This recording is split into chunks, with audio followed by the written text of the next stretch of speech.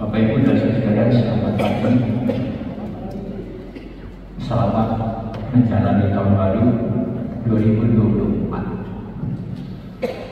Setiap kali kita mengawali minggu pertama di tahun yang baru, maka kita diundang untuk beribadah sambil merayakan perjamuan kudus.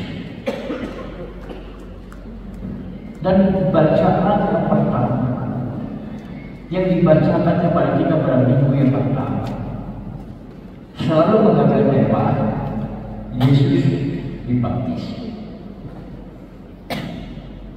Bapak Ibu mungkin bertanya, kenapa tahun baru selalu dimulai dengan pengarang firman Tuhan kepada kita mengenai baptisan? Bapak Ibu dan saudara yang saya kasih dalam Tuhan Yesus, karena setiap kali saya dan saudara mengambil bagian di dalam baptisan, maka sebagai orang yang percaya, kita mengimani bahwa itu adalah awal dari kehidupan kita bersama-sama dengan Tuhan. Itu adalah starting point atau titik awal kita menjalani hidup sebagai orang-orang yang percaya. Bapak Ibu dan saudara, kalau saya tanya kepada kita yang hadir pada hari ini, maukah Anda hidup berkenan kepada Tuhan? Mau tidak? Kalau nggak mau, nggak mungkin Bapak Ibu dan saya hadir dalam ibadah. Setiap kali kita hadir dalam ibadah, kita ingin hidup kita itu berkenan kepada Tuhan. Nah, kalau pertanyaan yang kedua saya sampaikan lagi, maukah hidup kita itu dikasihi Allah? Jawabnya pasti mau juga. Nah, namun dalam perjalanan hidup kita, seringkali orang-orang Kristen merasa bahwa hidupnya belum berkenan kepada Tuhan. Kalau menghadapi pergumulan hidup, pencobaan, kita bertanya, jangan-jangan Tuhan tidak mengasihi saya. Nah, Bapak Ibu dan saudara, benarkah pemahaman kita, konsep kita tentang berkenan kepada Allah dan dikasihi oleh Allah? Hari ini Bapak Ibu dan saudara yang dikasihi Tuhan Yesus, kita memahami ketika Allah, suara Tuhan itu dinyatakan saat Yesus dibaptis, engkaulah anakku yang dikasihi, engkaulah anakku yang dimana aku berkenan. Itu juga seharusnya menandai perjalanan hidup saya dan saudara sebagai orang-orang yang percaya.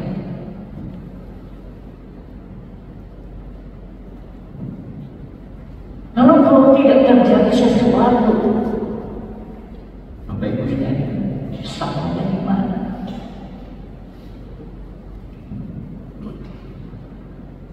Perenungan ini saya dibantu dengan sebuah pemahaman dari Rolf Dogge yang mengatakan bahwa manusia itu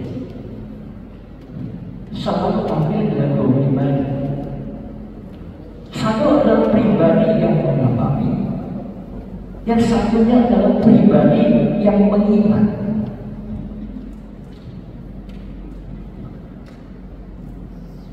Ketika saya dan saudara dibaptis, pribadi mana yang ada dalam baptisan ini?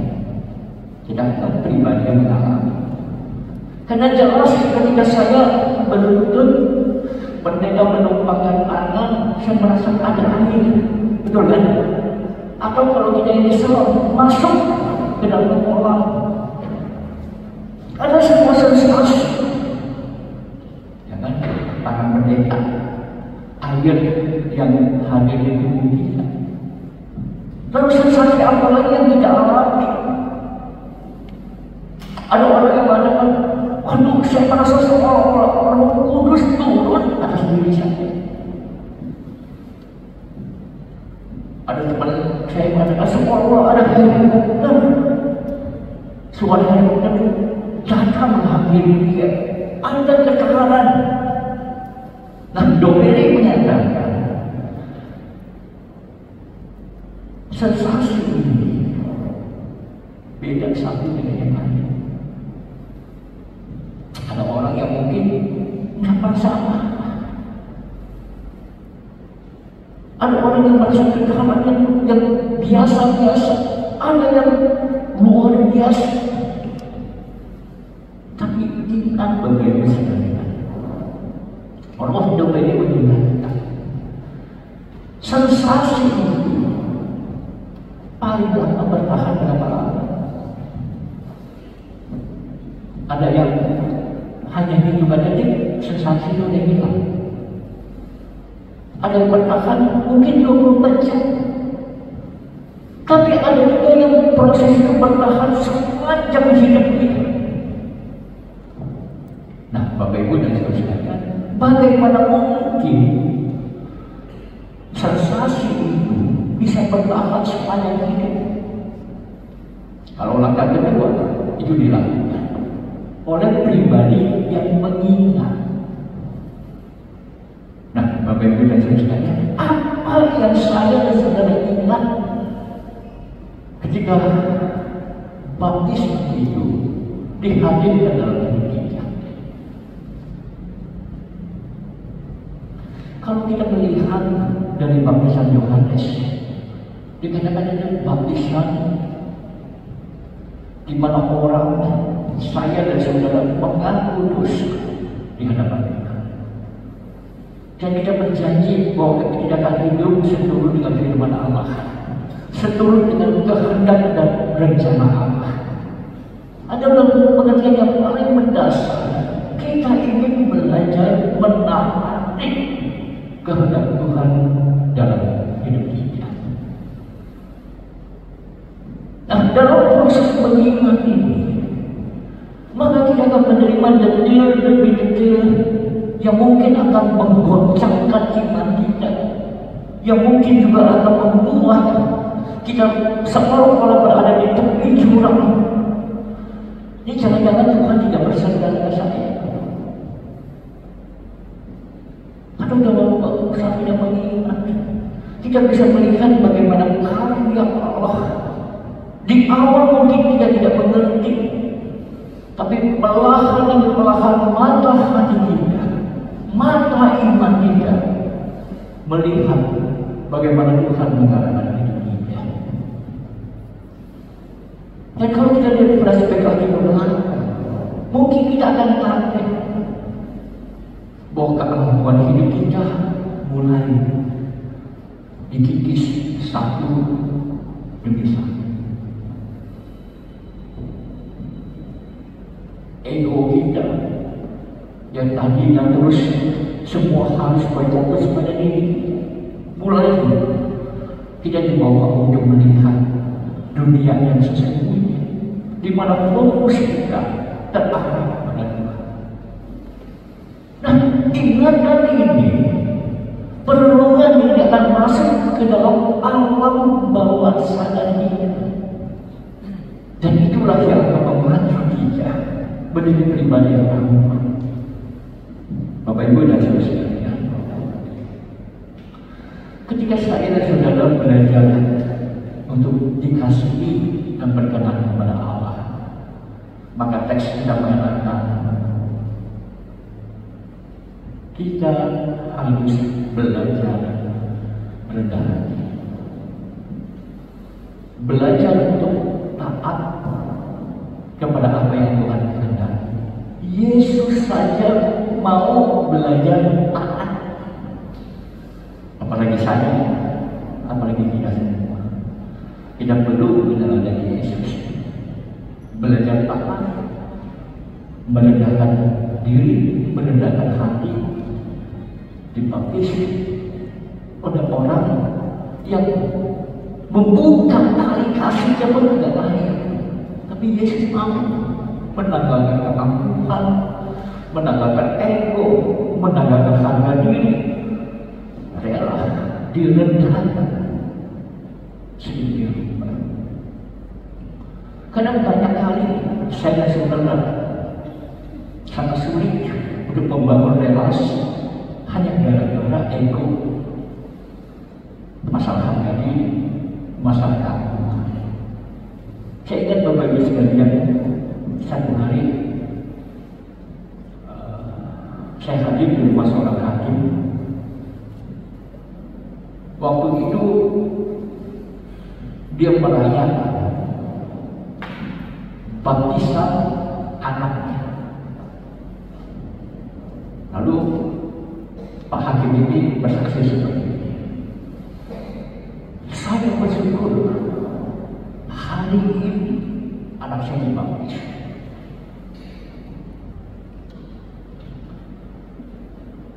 Kenapa ini? Karena yang baptis ini adalah seorang pendeta dengan gelar master, bukan sarjana.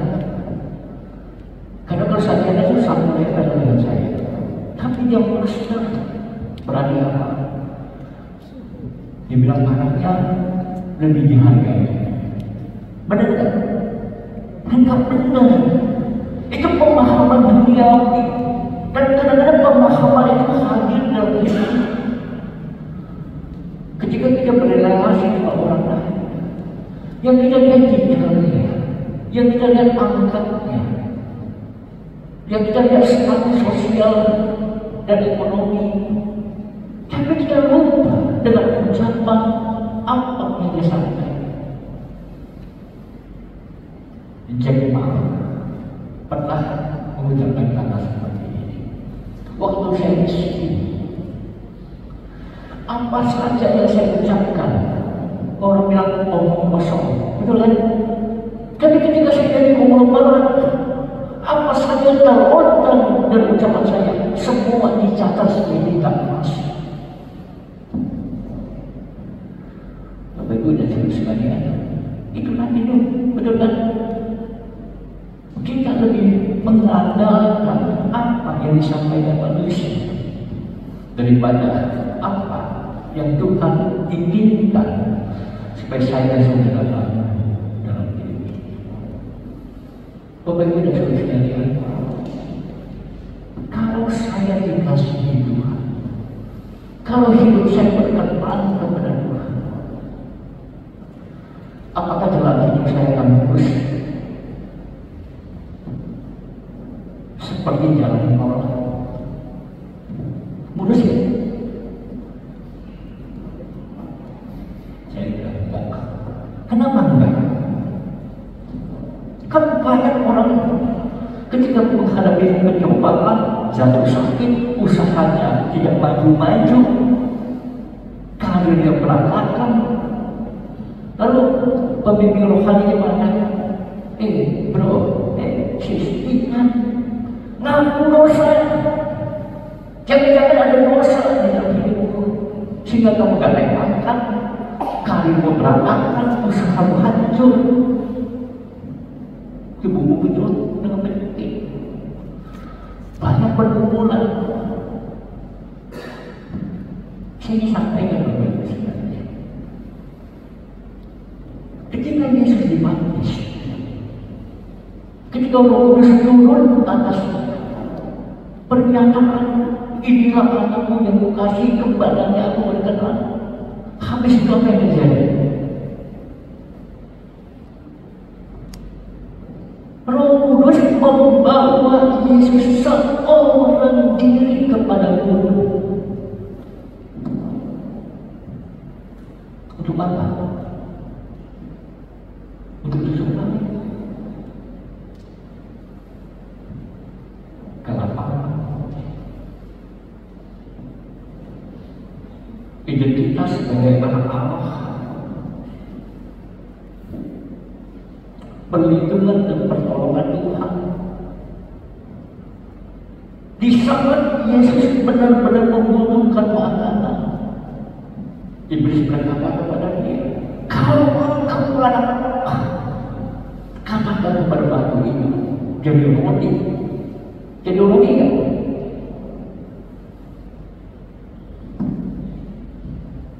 Yesus punya kuasa.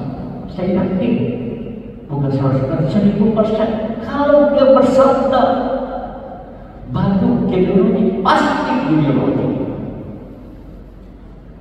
Tapi sekarang siapa yang ngaturin? Siapa yang perintahkan? Apakah Bapa yang mengasihinya atau iblis? Nah, Bapak Ibu dan Saudara, Yesus menjawab, manusia itu hidup bukan hanya dari roti saja. Apa yang kita lihat di awal Yesus mengajar taat kepada kehendak Allah, pencobaan yang datang silih berhenti. Pencobaan itu tidak pernah datang ramai-ramai Bapak Ibu. Enggak, seorang dari saya saudara harus berjuang untuk mengatasi. Dan saya dan saudara sendiri harus memutuskan apakah taat kepada Tuhan atau kita mendengarkan bisikan daripada iblis. Mungkin dari rekan kita, mungkin juga dari keluarga kita, dari orang-orang yang memberikan kita jalan keluar yang salah. Saya ingat pernah ada sebuah orang pernah mengatakan seperti ini. Ketika usahanya sedang berada di titik tertentu, dia bertanya kepada rekannya sesama penanggung, lalu jawabannya apa? Kalau Pak Budi mau jalan pintas, yuk kita cari orang pintas. Bapak Ibu kembali rekan penanggung. Lalu saya, kenapa? Karena saya juga pergi ke sana. Ampun Bapak. Jadi status kepengaruhan, status pendidikan, status semangat tidak menentukan apakah Anda taat atau tidak. Tapi relasi Anda, prioritas Anda, fokus Anda, kalau mau berjalan bersama-sama dengan Tuhan, itulah yang menentukan keputusan kita. Kuasa Anda, tapi dikatakan enggak, saya lebih taat kepada Tuhan. Bapak Ibu dan saudara yang saya kasih dalam Tuhan Yesus, belajar untuk dikasihi dan berkenan kepada Allah itu bukan berarti bahwa seluruh jalan kita akan dimudahkan. Okay.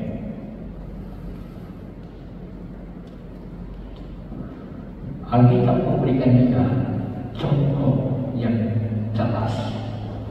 Yesus selesai dibaptis, langsung dibawa ke dalam pencobaan. Seorang teman saya di gereja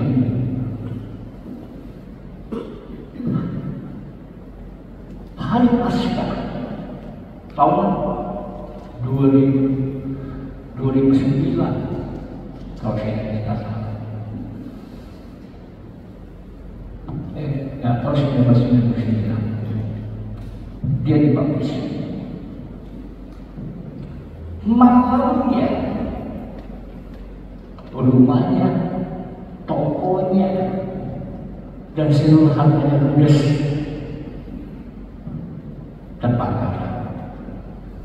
Dia bilang sama saya, Pak Nur, saya keluar dari rumah dengan menggendong anak saya.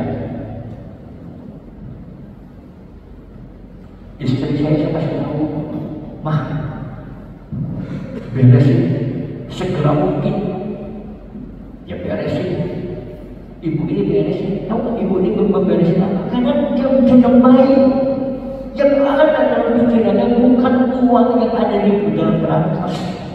Yang dibawa apa? Yang apa bagi termos air sama susu. Begitu sampai di dalam pengungsian, mereka lihat bekal yang mereka bawa. Suaminya memujinya, dia bilang, "Mah, kau bawa termos sama susu, uang mana? Bukan, kan anak tidak butuh susu." Dia ngomong, dalam hati dia ngomong, kalau ada uang kan bisa beli susu. Benar ada uang bisa beli termos lebih banyak lagi. Lalu dia ngomong, sepeda motor di jalanan. Bukan, lupa dibawa, semua habis. Nah, Bapak Ibu dan saudara sekalian, dia bertanya ini, Tuhan mau sama saya apa? Saya baru belajar apa? Sekarang semua habis. Gak usah pikir lagi hutangnya ke siapa lagi. Karena begitu terbakar semua lenyap.